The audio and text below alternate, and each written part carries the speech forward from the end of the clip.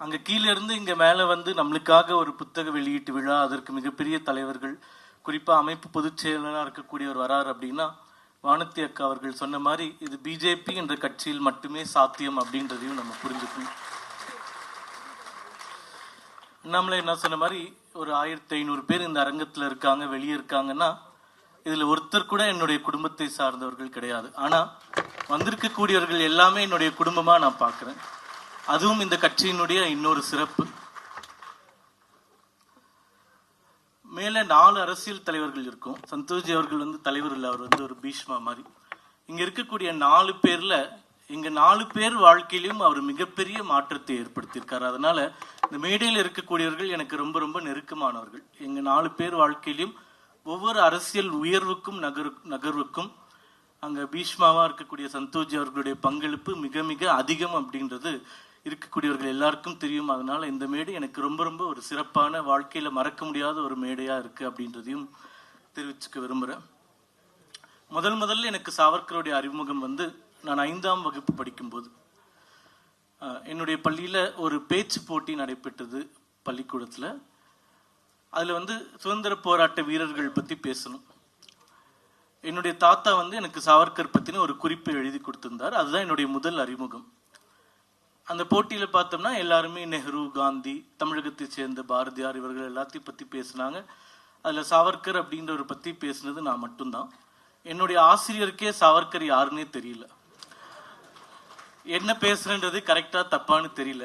ஆனா முதல் பரிசு கொடுத்துட்டாங்க. ஏன்னா இவன் மட்டும் ஏதோ வித்தியாசமா பேசினா அப்படின்றதுனால அந்த பரிசு வந்து கொடுத்துட்டாங்க. இதுதான் எனக்கு சாவர்கர் பத்தின முதல் அறிமுகம். இப்ப இந்த புத்தகம் எழுதுறதுக்கு மிக முக்கிய காரணம் சந்தோஷ்ஜி அவர்கள். ஏன்னா நான் அவர் வந்து என்னுடைய மாணவ காலத்திலிருந்து பார்க்குறேன். இப்போ எனக்கு ஒரு சந்தோஷம், அவருக்கு முன்னாடி நான் பேசுறது. ஏன்னா அவருக்கு அப்புறம் பேசுற மாதிரி இருந்தால் கவுண்டர் கொடுத்துருவார் எனக்கு. அதனால இப்போ அவரால் கொடுக்க முடியாதுன்ற தைரியத்தில் பேசுறேன். நான் வந்து அவர்கிட்ட நிறைய விஷயங்கள் பேசும்போது சொல்லுவேன், இது நடக்கல அப்படின்னு சொல்லுவேன். இதே மாதிரி 2016 தமிழக தேர்தல் நடக்கும்போது ஒரு கட்டத்தில் பேசும்போது சொன்னேன், சாவர்கர் பத்தி தமிழ்நாட்டில் எதுவுமே இல்லை, யாருமே எழுதலை அப்படின்னு. எப்பயுமே ஒரு புலம்பல் துணியில பேசும்போது அவர் சொன்ன வார்த்தை வந்து, யாருமே எழுதல, நீ எழுத, நீ எதுக்கு புலம்பிட்டு இருக்க, நீ எழுதி காமி அப்படின்னு சொன்ன ஒரு வார்த்தை தான் இந்த புத்தகம், இந்த புத்தக விழா. இது எல்லாத்தினுடைய நீட்சிக்கு வந்து அந்த ஒரு வார்த்தை தான் காரணம். அந்த விஷயத்துல மட்டும் இல்லை, எல்லா விஷயங்கள்லுமே நம்ம எது வந்து சரியில்லைன்னு சொல்றோமோ அதை சரி செய்யறது எப்படின்ற ஒரு பிராக்மேட்டிக்கா ஒரு ஆலோசனை வழங்கக்கூடிய, வழி நடத்தக்கூடிய தலைவர் திரு BL சந்தோஷ் அவர்கள் அப்படின்றது இங்க நான் குறிப்பிட விரும்புறேன். சாவர்கர் பத்தி அறிமுகம் இருந்தாலும் எல்லாருமே ஒரு வித்தியாசமா பார்ப்பாங்க. இங்க இருக்கிறவங்க கூட யோசிப்பாங்க, இவனுக்கும் சாவர்கருக்கும் என்ன சம்பந்தம், எதுக்கு 2 புத்தகம் எழுதியிருக்கான், என்ன நோக்கம், இதுல வேற ஏதாச்சும் இருக்கா, வேற ஏதாச்சும் பலன் இருக்கா அப்படின்லாம் கேட்பாங்க. பட் சின்ன வயசுல இருந்து அவரை பிடிச்சிருந்தால் கூட, நான் பூனால சட்டக்கல்லூரியில சேர்ந்து 3 ஆண்டுகள் படிக்கும்போது என் கூட இருந்தவர்கள் சாவர்கர் பத்தின பேசிய பேச்சுகள், அங்கே எனக்கு கிடைத்த மராட்டி மொழி அறிமுகம், ஓரளவுக்கு மராட்டி தெரியும். அந்த கவிதைகள்லாம் படிச்சு என்னுடைய கிளாஸ்மேட்ஸ், ஹாஸ்டல் மேட்ஸா இருக்கக்கூடியவர்கள் கிட்ட அது மொழிபெயர்க்க சொல்லி கேட்கும்போது ஒரு மிகப்பெரிய வித்தியாசத்தை உணர்ந்தேன். அங்க அடிக்கடி இந்த பிளேஸ் நடக்கும். தமிழகத்துல அது நிறைய மறைஞ்சு போயிடுச்சு. பிளேஸ் நடந்துகிட்டே இருக்கும், நாடகம் போடுறதற்கும் அதுல சாவர்கரா நடிப்பதற்காக அந்த வெயிட்டிங் லிஸ்ட் இருக்கும். இப்போ ஒரு பையன் வந்து சாவர்கரா ஒரு நாடகத்துல நடிக்கணும்னா ஒரு 2 வருஷம் வெயிட் பண்ணணும்.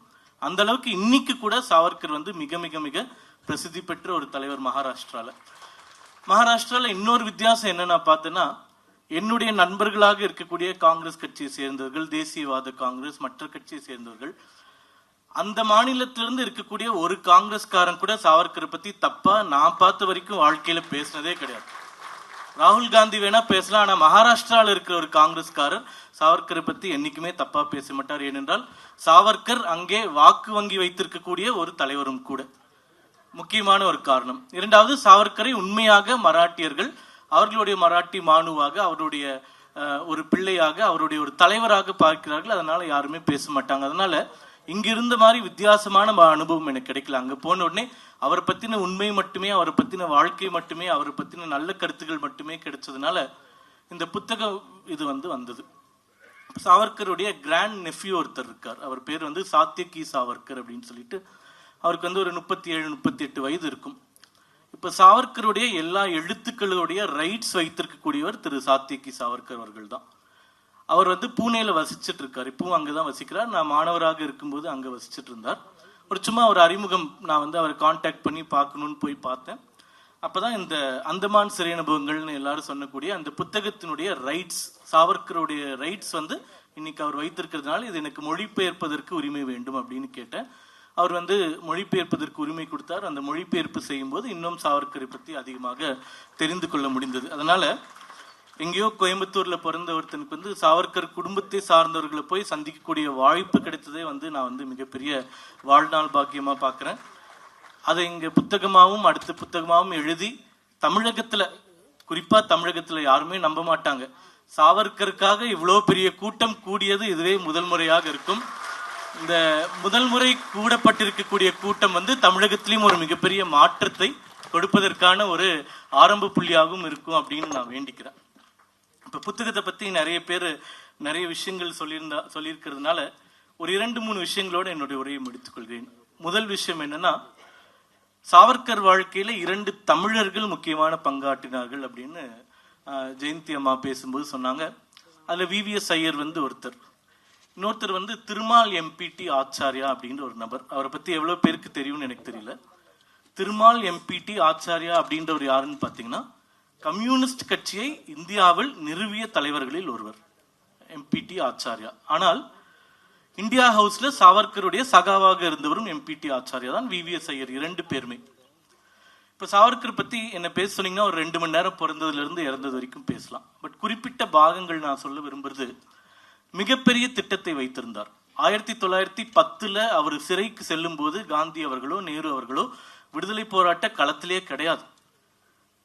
அவர் வழியில போயிருந்தா கிட்டத்தட்ட 1915-20 நம்மளுக்கு நிச்சயமாக விடுதலை கிடைத்திருக்கும் என்பதை நான் தீர்க்கமாக நம்புகிறேன். அதற்கான மிகப்பெரிய திட்டத்தை வைத்திருந்தார். எந்த அளவுக்கு திட்டம் வைத்திருந்தார்னு சொல்றேன். இப்ப MPT ஆச்சாரியா அவருடைய சகாவாக இருந்தவர், ஒரு தமிழர்.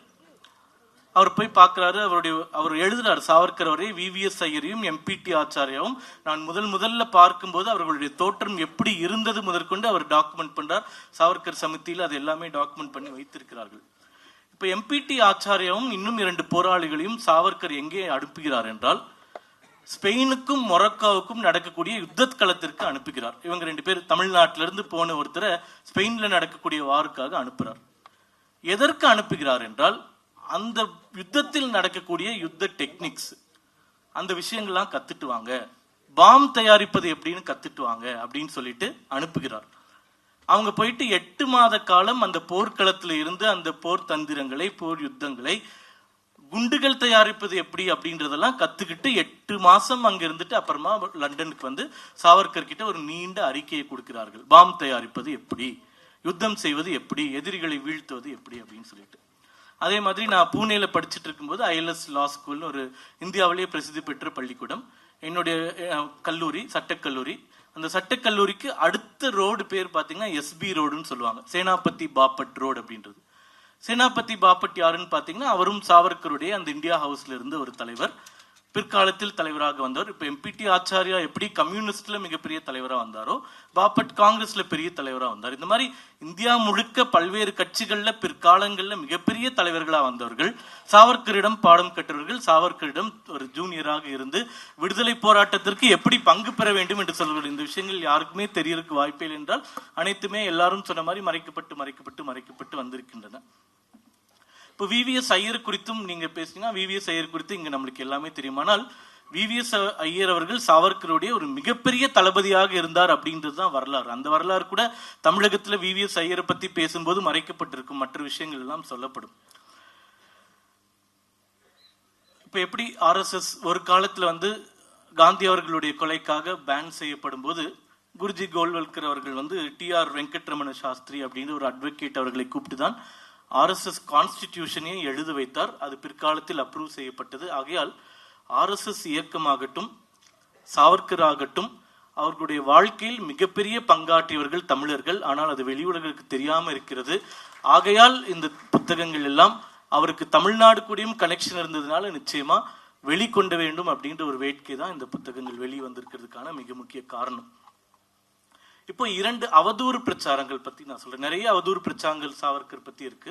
அதுல 2 விஷயங்கள் மட்டும் பத்தி சொல்றேன், நேரமின்மை காரணமாக. ஒன்று வந்து அவர் பிரிட்டிஷ் கிட்ட பென்ஷன் வாங்கினாரு அப்படின்னு இங்க இருக்கக்கூடியவர்கள் இன்னைக்கு வரைக்கும் சொல்லிட்டு இருக்கக்கூடிய ஒரு விஷயம். பிரிட்டிஷ் கிட்ட பென்ஷன் வாங்கினது உண்மைன்னு எடுத்துக்கிட்டா கூட அதை ஏன் நியாயப்படுத்த முடியும் என்றால், சாவர்கருக்கு இரட்டை ஆயுள் தண்டனை கொடுத்த அடுத்த நாளே அவருடைய அனைத்து சொத்துகளும் பிரிட்டிஷ் அரசாங்கத்தால் ஜப்தி செய்யப்பட்டது. ஒரு சொத்து கூட விட்டு வைக்கல, இடமாகட்டும் வீடாகட்டும் ஒண்ணு விடாம ஜப்தி செய்யப்பட்டது. இரண்டாவது, சந்தோஷ்ஜி அவர்கள் சொன்ன மாதிரி அவர் கஷ்டப்பட்டு வாங்கிய பட்டமே அவருக்கு கொடுக்கப்படாமல் போய்விட்டது. பாரிஸ்டர் பட்டத்தை வாங்கினார், பூனே ஃபர்கியூசன் காலேஜில் அண்டர் கிராஜுவேஷன் முடிச்சார். இரட்டை ஆயுள் தண்டனை கிடைத்த உடனே அந்த 2 பட்டங்களும் பின்வாங்கி கொள்ளப்பட்டது. சாவர்கர் கடைசி நாள் வாழ்ந்த வரைக்கும் அவர் படித்த சட்டத்தை பிராக்டிஸ் செய்ய முடியாத ஒரு துரதிருஷ்டசாலியாகவே மறைந்தார். அது பிரிட்டிஷ் காலத்துல இருந்தது உண்மை. ஆனால் நெஹ்ரு அவர்கள் காலத்தில் கூட அவருக்கு அந்த பாரிஸ்டர் லைசன்ஸ் திருப்பி கொடுப்பதற்கு கூட அப்போது இருந்து அரசாங்கத்திற்கு மனசு வரவில்லை அப்படி என்பதுதான் மிக மிக சோகமான ஒரு உண்மை. அதையெல்லாம் தாண்டி வந்தவர் தான். அது அவருக்கு வந்து ஒரு பெரிய பிரச்சனையா இல்லவே இல்லை. இப்போ பென்ஷன் கொடுத்தாங்க அப்படின்னா அவர் சொத்து எல்லாமே நீங்க புடுங்கிட்டீங்க, அவரை பிராக்டிஸும் பண்ணக்கூடாதுன்னு சொல்றீங்க. அப்ப அவரை யாரு பார்த்துக்கணும்? அரசாங்கம் தான் பார்த்துக்கணும். சரி, பென்ஷன் கொடுத்தாங்களான்னு அதுக்குள்ள ஒரு டெக்னிக்காலிட்டியில் நீங்க போய் பார்த்தீங்கன்னா அவர் வாங்கினது வந்து பென்ஷனே கிடையாது. அதற்கு பேர் வந்து டிடென்ஷன் அலவன்ஸ்.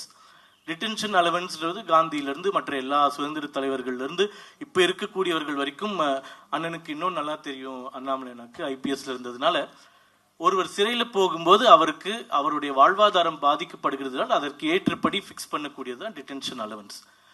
அதை வாங்கிய சாவர்கர் வந்து பென்ஷன் வாங்கினாங்க அப்படின்ற ஒரு பொய் பரப்புரை கிட்டத்தட்ட 50 ஆண்டுகளாக மீண்டும் மீண்டும் மீண்டும் மீண்டும் பொய் பரப்புரை. பென்ஷன் வாங்கினார்.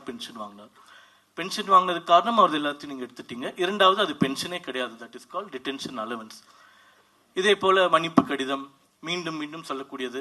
இப்ப இந்த புத்தகத்தை பத்தி போடும்போது கூட கீழே வந்து கமெண்ட்ஸ் எல்லாமே பாத்தீங்கன்னா மன்னிப்பு கடிதம் அது மட்டும்தான் வரும். இந்த கிளெமென்சி பெட்டிஷன் அப்படின்ற ஒரு விஷயத்த உங்க எல்லார் கையிலயும் போன் இருக்கும், கூகுள் டிரான்ஸ்லேட் இருக்கும்.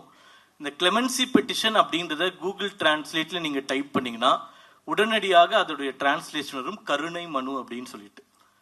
அப்ப அது எப்படி மன்னிப்பு கடிதம் ஆகும்?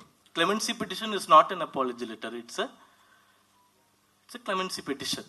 அப்போ கிளெமென்சி பெட்டிஷன்ற ஒரு வார்த்தையை தமிழ் மொழிபெயர்ப்பிலே இவ்வளவு பெரிய ஊழல் பண்ணக்கூடிய திராவிட கட்சிகள் மத்தியில தான் நம்ம வாழ்ந்துட்டு இருக்கோம் அப்படின்றத நம்ம புரிஞ்சுக்கணும்.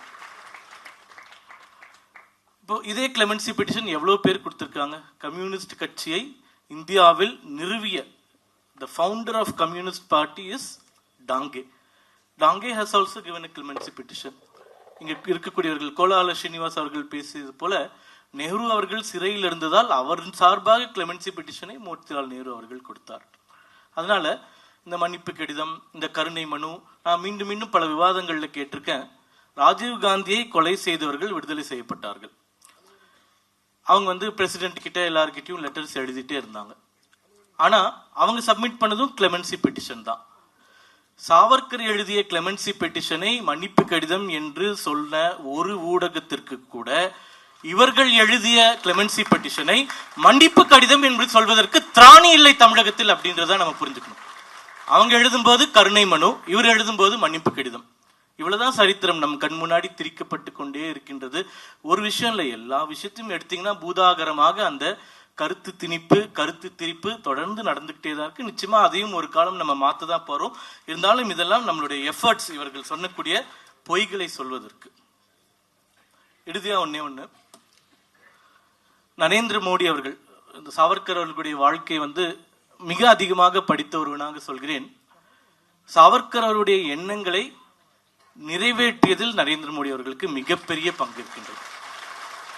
அது நான் பேச நினைச்ச ஒரு விஷயத்த கோலால ஸ்ரீனிவாஸ் அவர்கள் வந்து தொட்டார். 2014, 19, 24 இந்துத்துவ ஆட்சி நடக்குது அப்படின்றது.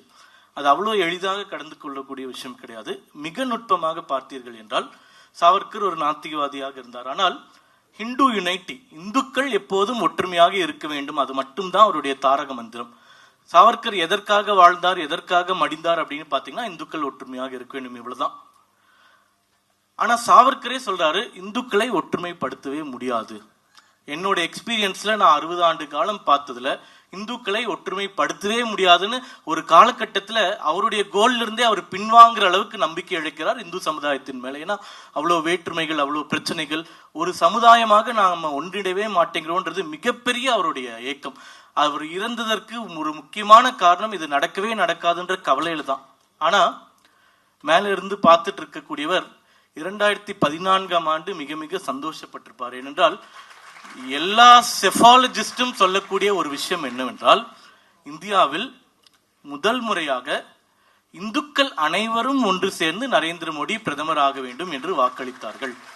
அது உயர் சாதி கீழ் சாதி அப்படின்னு சொல்லக்கூடிய எந்த வேற்றுமைகளையும் கடந்து முதலாக ஒரு ஹிந்துவா அவனை யோசிக்க ஆரம்பிக்கிறதுக்கு 70 ஆண்டு காலமாச்சு நரேந்திர மோடி என்ற ஒருத்தர் வர வேண்டியதாக இருக்குன்னா நிச்சயமாக சாவர்கருடைய எண்ணங்களை நிறைவேற்றியதில் நரேந்திர மோடி அவர்களுக்கு பங்கு இருக்கின்றன. இப்ப அமித்ஷா அவர்களோ நரேந்திர மோடி, அமித்ஷா அவர்கள் வீட்டுல எல்லாரும் பார்த்திருப்பீங்க, 2 புகைப்படம் இருக்கும், எல்லாருமே பார்த்திருப்பீங்க. ஒரு பக்கம் சாணக்கியா இருப்பார், இன்னொரு பக்கம் சாவர்கர் இருப்பார். இப்ப அமித்ஷா அவர்கள் சாவர்கர் கிட்ட கத்துக்கிட்ட பாடமா நான் என்ன பாக்குறேன்னா அதிகாரம். சாவர்கர் அவருடைய எழுத்துக்கள்ல மிக அதிகமாக சொல்கிறார், இந்துக்கள் முதல்ல அதிகாரத்துக்கு வரணும், அதுக்கப்புறம் ஒத்துமையை பார்த்துக்கலாம் அப்படின்னு. அந்த பாலிசிய 100% பின்பற்றக்கூடியவரா திரு அமித்ஷா அவர்களையும் திரு மோடி அவர்களையும் நம்ம பார்க்கிறோம். இப்ப எல்லாருமே சொல்றாங்க, இப்படி போய் ஜெயிச்சிட்டீங்க, அப்படி போய் ஜெயிச்சிட்டீங்க, இப்படி வந்துட்டீங்க, அப்படி வந்துட்டீங்க. ஜெயிச்சதுனாலதான் ஆர்டிகிள் 370 75 ஆண்டுகள் கழித்து எடுக்க முடியும். ஜெயிச்சதுனாலதான் ராமர் கோயில் கட்ட முடிஞ்சது, ஜெயிச்சதுனாலதான் முத்தலாக் பண்ண முடிஞ்சது, ஜெயிச்சதுனாலதான் எல்லாமே. அந்த எப்படி ஜெயிக்கிறீங்கன்ற கேள்விக்குள்ள நீங்க போயிட்டீங்கன்னா எதை சுகத்தையும் நம்ம அனுபவிக்கவே முடியாது. அப்போ தேர்தல்ல வெற்றின்றது மிக முக்கியம் அப்படின்றத முதல்ல உணர்ந்த தலைவரா இவர்கள் 2 பேரையும் நான் பாக்குறேன். அவங்க 2 பேரும் அது முக்கியம்னு உணர்ந்ததுனால இந்தியா முழுக்க பல பலன்கள் நடந்திருக்கின்றன, 1-2 கிடையாது. குறிப்பாக இந்தியாவில் தமிழகத்துல 2016ஆம் ஆண்டு திரு சசிகுமார் அவர்களுடைய படுகொலைக்கு அப்புறமா 8 ஆண்டுகள்ல ஒரு படுகொலை கூட நடக்கல. இது கடந்த 60 ஆண்டுகள்ல நடக்காத ஒரு ட்ராக் ரெக்கார்ட். நம்ம மாநிலத்திலே தலைவர்கள் எவ்வளவு பேர் படுகொலை செய்யப்பட்டிருக்காங்க. என்னுடைய தாத்தா முதற்கொண்டு எல்லாருமே வெட்டப்பட்டிருக்கிறார்கள், கொல்லப்பட்டிருக்கிறார்கள். ஒரு 8 ஆண்டு காலம் தொடர்ந்து நடக்கலன்னா அந்த அதிகாரத்தை அவங்க 2 பேர் வச்சிருக்காங்க, நம்மளை தீர்த்து கட்டிடுவாங்கன்ற ஒரு பயத்தினாலதான் அது நடக்காம இருக்கு. அப்போ அந்த அதிகாரம் மிக மிக முக்கியம்ன்றது சாவர்கர் பல இடங்கள் எழுதியிருக்கார். முதல்ல நீ அதிகாரத்தை பிடி. இப்போ ராணுவத்தை பத்தி சந்தோஷ் அவர்கள் சொன்னது போல காந்தியும் நேருவும் ராணுவத்துல சேரக்கூடாதுன்னு சொன்னாங்க. ஆனா சாவர்கர் சேரணும்னு சொன்னார். இங்க இருக்க தீக்காக்காரன் என்ன சொல்லுவான், நான் காந்தி நேருக்கு எதிரா இந்தியாவுக்கு எதிராக வேலை செஞ்சார், அதனாலதான் ராணுவத்துல சேர சொன்னாங்க. அப்ப ராணுவத்துல ஏன் சொன்னா அந்த அதிகாரத்தை செலுத்தக்கூடிய இடத்தில் முதல்ல இந்துக்கள் போய் உட்கார வேண்டும் அப்படின்றதான் அவருடைய ஃபர்ஸ்ட் கோலா இருந்தது. இந்த larger vision of Hindutva and Akhand Bharat. அதுல முதல் விஷயம் திரு மோடி அவர்களும் அமித்ஷா அவர்களும் மிக வெற்றிகரமாக கச்சிதமாக செய்து கொண்டிருக்கிறார்கள். ஆகையால் அவர்கள் உண்மையான சாவர்கருடைய அரசியல் சாணக்கத்தையே பின்பற்றக்கூடிய முதல் தலைவர்களாக நான் பார்க்கிறேன். இப்ப இது மத்த இடத்துல நடந்துருச்சு, தமிழ்நாட்டுல நடந்துருச்சா இல்லையா அப்படின்ற கேள்வி வரும். ஏன்னா சாவர்கர் தமிழ்நாட்டுல செல்ல மாட்டாங்க, ஹிந்துத்வா செல்லாது, கோயிலுக்கு போவாங்க, ஓட்டு போட மாட்டாங்க அப்படின்ற விஷயங்கள்லாம் சொல்றாங்க. அதான் அதையே நான் தொடர்பு படுத்தி பாக்குறேன், தொடர்பு படுத்தி பேசுறேன். இப்ப இந்து யூனைட்டி அப்படின்னு சொல்றோம், மோடி அவர்கள் கொண்டு வந்து விட்டார் அப்படின்னு சொல்றோம்.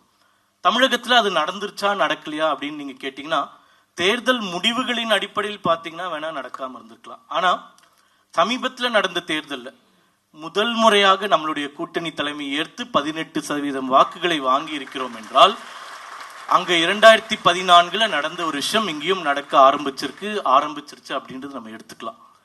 கொஞ்சம் முன்னாடி போய் பாத்தீங்கன்னா 2021 நரேந்திர மோடி அவர்கள் தான் பிரதமரா இருந்தாரு. நம்மளுடைய கூட்டணி கிட்டத்தட்ட 40% வாக்குகளை வாங்கி இருந்தது. அதுவும் ஒரு ஹிந்து யூனைட்டியா நம்ம எடுத்துக்கலாம். அந்த 40ல 22 18 பிரிஞ்சதுன்னு எடுத்துக்கலாம். ஆக மொத்தம் தமிழகத்திலையும் ஹிந்து யூனைட்டி அப்படின்றது நிச்சயமாக வந்துவிட்டது, வருங்காலத்தில் நிச்சயமாக ஏற்படும்.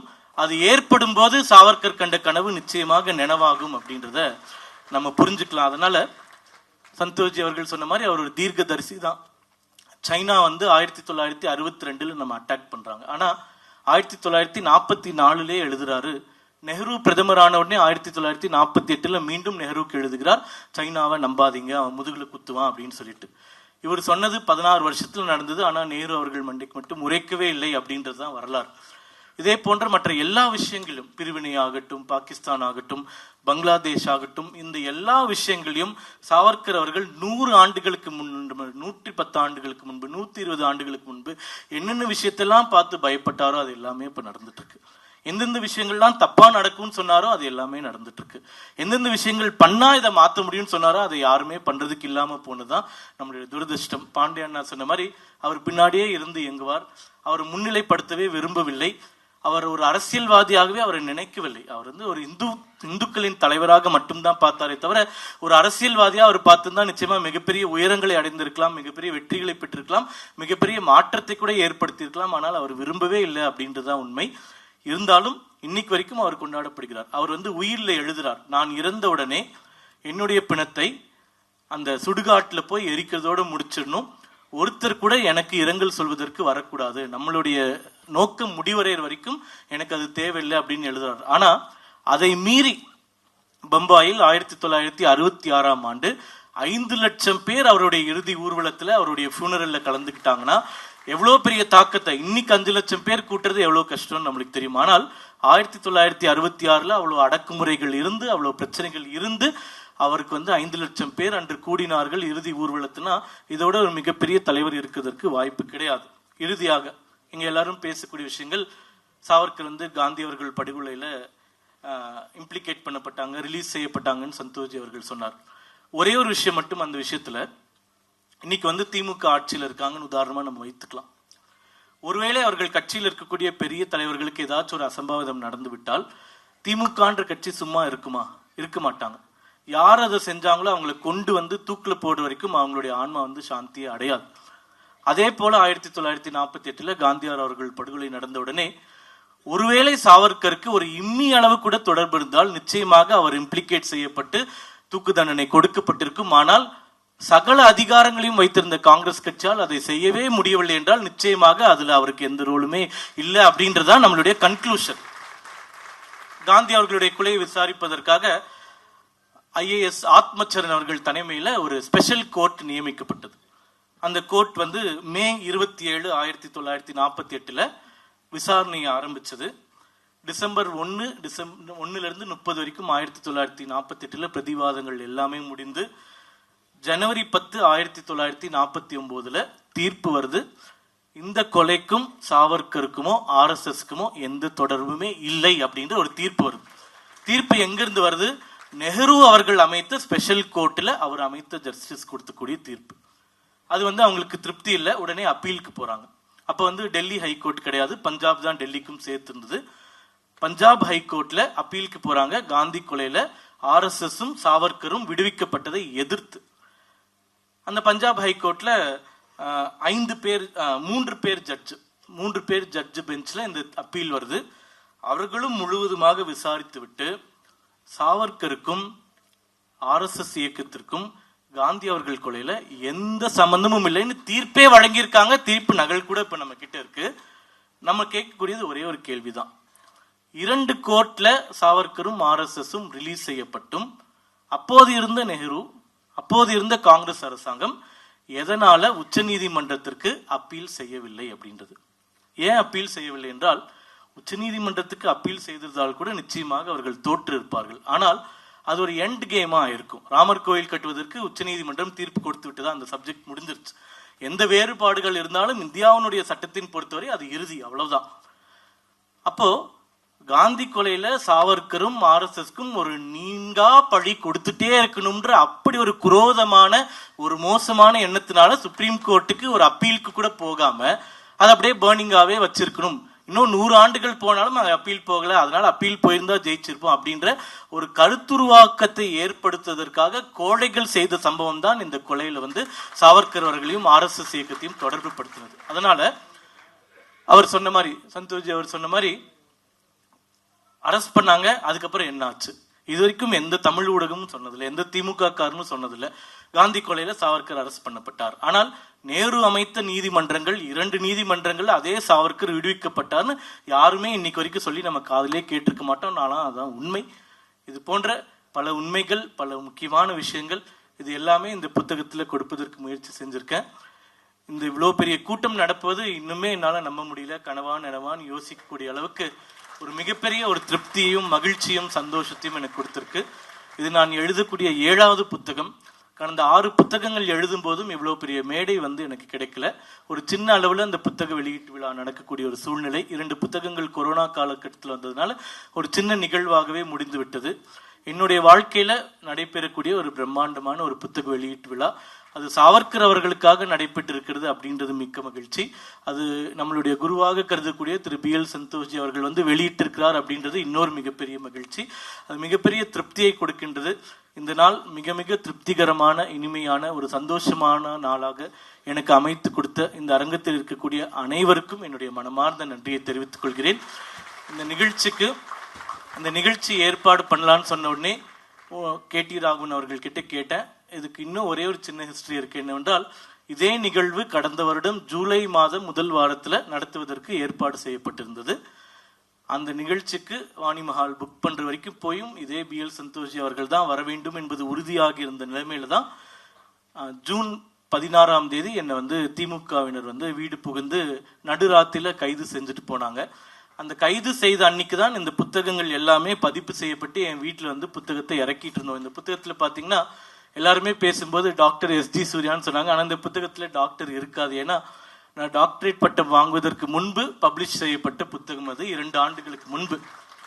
அப்போ இந்த கைதுல இன்னும் 2 பிரச்சனைகள் என்ன நடந்ததுன்னா, அது ஒரு நிக்காத ஒரு கேஸ் அப்படின்றது எல்லாருக்கும் தெரிந்தாலும், இந்த புத்தகத்தினுடைய முழு ஒர்க், அதாவது அந்த வேர்ட் டாக்குமெண்ட்ஸ், ரிசர்ச் மெட்டீரியல், இது அனைத்துமே அவர்கள் என்னிடமிருந்து அந்த கைது செய்யும் போது பறிமுதல் செய்யப்பட்ட ஒரு லேப்டாப்ல இருக்கக்கூடிய ஒரு விஷயங்கள்.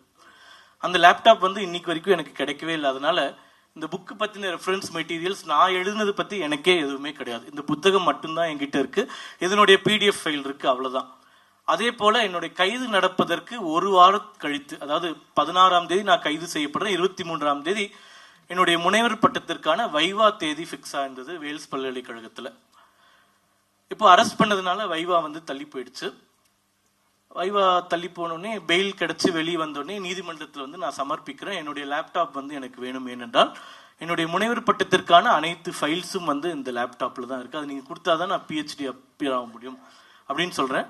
ஆனா இன்னைக்கு வரைக்கும் அது கிடைக்கல. அந்த முனைவர் பட்டத்திற்கான வைவா அட்டன் பண்ணும்போது கூட எனக்கு எந்த ரெஃபரன்ஸ் மெட்டீரியலும் கிடைக்கல. இதே மாதிரி அந்த தீசிஸ் சப்மிட் பண்ண அந்த ஃபைல்ஸ் மட்டுமே வைத்து எப்படியோ சமாளிச்சு முடிச்சுக்கிட்டோம். இது எதுக்கு சொல்றேன்னா, பேசும்போது சொன்னாங்க, பாண்டியண்ணா சொன்னாங்க, இந்த புத்தகத்தை கொண்டு வந்ததே மிகப்பெரிய சோதனை ரோதனை அப்படின்னு சொல்லிட்டு. அதனால இந்த புத்தகத்தை கொண்டு வந்தது மிகப்பெரிய ரோதனையா தான் இருந்தது. அந்த டிவைசஸ்லாம் இன்னுமே என்னால் திருப்பி வாங்க முடியல. அதுல எப்படிப்பட்ட ஒரு சர்வாதிகாரம் நடக்குது பாருங்களேன். இந்த டிவைசஸ் கொடுக்க முடியாதுன்னு லோவர் கோர்ட்ல பெட்டிஷன் டிஸ்மிஸ் பண்ணிட்டாங்க. உயர்நீதிமன்றத்தில் அப்பீல் போட்டேன். கடந்த 10 மாதங்கள்ல 14 முறை இந்த கேஸ் ஹியரிங்க்கு வந்தது, டேட் ஃபிக்ஸ் ஆச்சு. 14 முறையும் தமிழக அரசு இந்த கேஸ்ல கவுண்டர் போடவில்லை, அதனால வழக்கை ஒத்தி வைக்கணும் அப்படின்னு 14 முறையும் கடந்த 10 மாதமாக நேரம் வாங்கி கொண்டே இருக்கிறார்கள். இது ஒரே ஒரு காரணம் என்னவென்றால், நான் சம்பாதித்து வாங்கிய ஐபோன் ஆகட்டும், ஐபேட் ஆகட்டும், லேப்டாப் ஆகட்டும், கைதுல எந்த இதுவுமே இல்லைனாலும் அந்த டிவைசஸ் திரும்பி இவங்களுக்கு கொடுத்துடக்கூடாது அப்படின்ற ஒரு மிக மிக மோசமான ஒரு எண்ணத்துல இந்த அரசாங்கம் செயல்பட்டு கொண்டிருக்கின்றது. ஆகையால் பல கஷ்டங்களை தாண்டி இறுதியாக இந்த புத்தக வெளியீட்டு விழா இங்கு நடந்திருக்கிறது. எனக்கு மிக்க மகிழ்ச்சி. மீண்டும் ஒரு முறை இறுதியாக அனைவருக்கும் நன்றி. இந்த நிகழ்ச்சியில எனக்கு மிக மிக உறுதுணையாக இருந்த CCF அமைப்பிற்கும் திரு ராகவன் அவர்களுக்கும்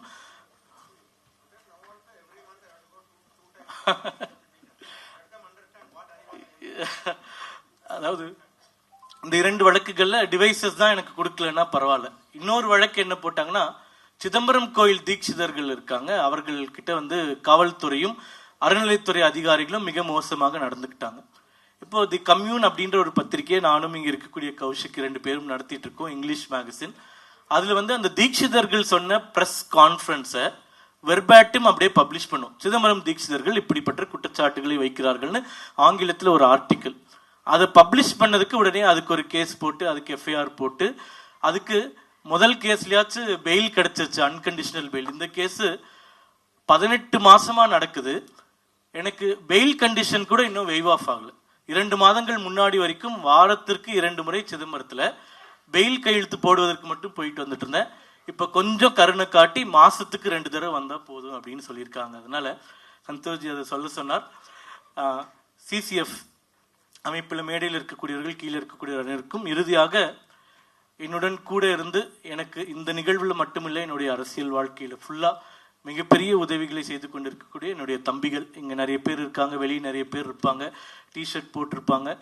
அவர்களுக்கு மிக மிக என்னை அண்டிக்கடன் பட்டிருக்கேன். ஏனென்றால் என் கூடவே எல்லா கஷ்டத்திலையும் துக்கத்திலையும் இருந்து இவ்வளோ பெரிய உதவிகளை செய்திருக்கிறார்கள். பெயர்கள் யாரும் சொல்ல முடியாது, ஒரு பேர் விட்டு போயிட்டா கூட பிரச்சனை ஆகும். ஆகியால் அனைவருக்கும், மேடையில் இருக்கக்கூடியவர்கள், கீழே இருப்பவர்கள், இந்த ஒரு சாமானியனுக்கு இவ்வளோ ஒரு பெரிய மேடையை அமைத்து கொடுத்த அனைவருக்கும் என்னுடைய நன்றி, வணக்கம்.